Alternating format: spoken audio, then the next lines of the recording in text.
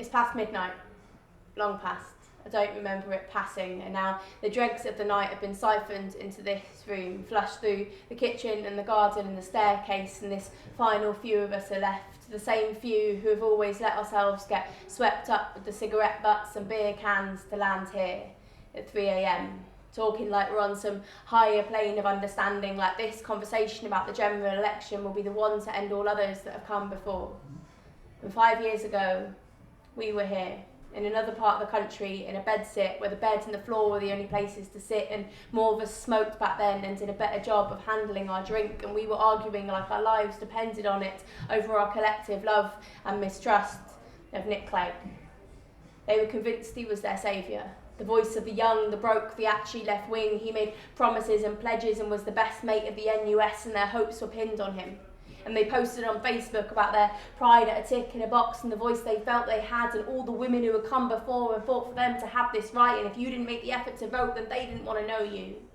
And now, in 2015, with a wedding, a divorce, unemployment and a mortgage between us, we shout across our glasses with the same venomous passion, but this time theirs is tinged with hate. I'm not voting this time. Christ, they wouldn't make that mistake again. They're all the bloody same. They make promises that even before they've left their mouths, they know they won't keep. And it's one thing making speeches, cracking down on unemployment and immigration, but when you're speaking from your ivory towers with your 2 kitchens, it's a kick in the teeth.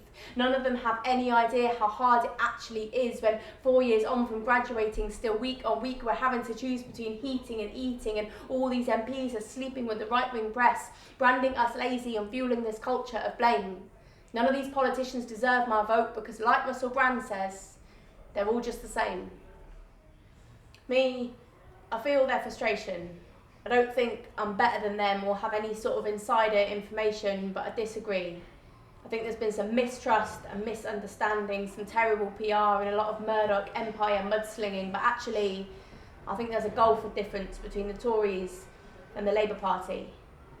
It was the day that Osborne stood, chest inflated, announced the weight of his budget for the first time, and for each cut that he promised, the Tories roared, screaming on their elation, banging their fists like kids coked up on sugar at a birthday party. And their piggy, puffed up faces laughed through every lunchtime, switched on TV screen, then repeated on the news at 10. And their list of purse string cutbacks wasn't announced with heads hung low, full of remorse, and I'm sorry we had no choice, but like they'd practiced this murderous, shiny-eyed fuck you with eagerness. Because of course, the 3 of them, they had 20 years before in each pub and restaurant that they trashed with their dining club.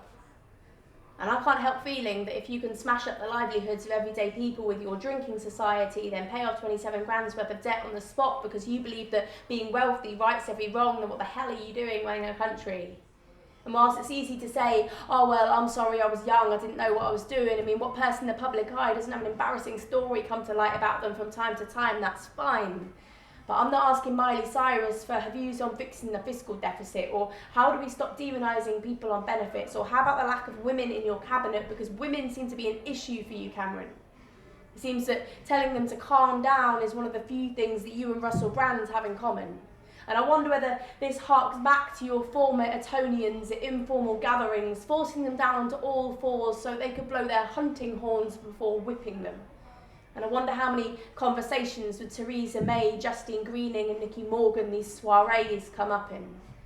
And how can you defend your cuts to working tax credits, or freezing benefits, or chucking families with disabled kids out of their houses by saying that you support hard-working people and their businesses, when it has been reported that your brat pack of posh hooligans left business owners crying, and the toff that could be the most charming wouldn't just pay off the damage but would buy their silence, because it's silence you're protected by, isn't it? It doesn't matter how many Bullingdon blinds you've taken part in, or the number of lives stepped on while smashing up a place to within an inch of its life, or the amount of £50 notes set alight in front of the homeless in the name of it being one of your club's initiation rites. The only way out of that tailcoat is in a box. Once a member, always a member, Bullingdon boy till you die. And you're protected by it. The institutional history, the past kings, the international royalty, and unlike every person that Atos forced back to work on their knees, you have unending invincibility. Unless we vote you out. And I know Sometimes it can be frustrating when it feels like the Labour Party isn't what it used to be, you know, back in the 70s, but that was 40 years ago. And I can't speak for everyone, but I feel heartened when I hear Miliband saying that the problem with New Labour was their feeling that as long as the guys at the bottom were doing okay, then that's all that matters. But that his vision is for that to change. So the guys at the bottom are doing better and better each day because this drip down financial recovery isn't working. And frankly, Cameron couldn't give a toss as long as his big banks in the city keep growing and his mates with businesses and offshore accounts can keep avoiding paying tax. He'll keep hacking at some bloke down my street who did some bricklaying last week and got paid 20 quid cash in hands. And my friends get really bored and mad when I talk about voting tactically because I know that the Greens stand for some brilliant things, and if we had an alternative vote system in this country, I would give them my second preference. And I know there's that lady down your street who's standing as an independent, and I bet she's lovely. She wants to make sure she gets her bins emptied regularly. But if we spread ourselves too thin, we risk letting them back in, and it's about remembering who the enemy is. Because I don't care about the colour of a bus or how a man eats a sandwich. I care about a party that was built on working people, that wants to stop massive corporate tax evasion, save the NHS from being privatised and invest in higher education. And the right-wing press hate Ed Miliband because they're scared of him. It took on Murdoch over phone hacking and energy companies over rising bills. He stopped a war in Syria and still they continue to vilify him. And I care about voting out a party that believes that money makes the world go round, and if you have none then you're worthless. A party that tried to censor a photo of 10 men in waistcoats and bow ties because they knew how toxic it was, how it symbolised the hatred of the poor that club is built on. And every time I hear Russell Brand using his airtime to tell his demographic to show their disillusionment and apathy by not voting, it just seems like such a waste when he's shouting, oh, why don't you give us something to vote for then? They are trying, Russell. If you would just get your hand off Evan Davis's leg and stop interrupting.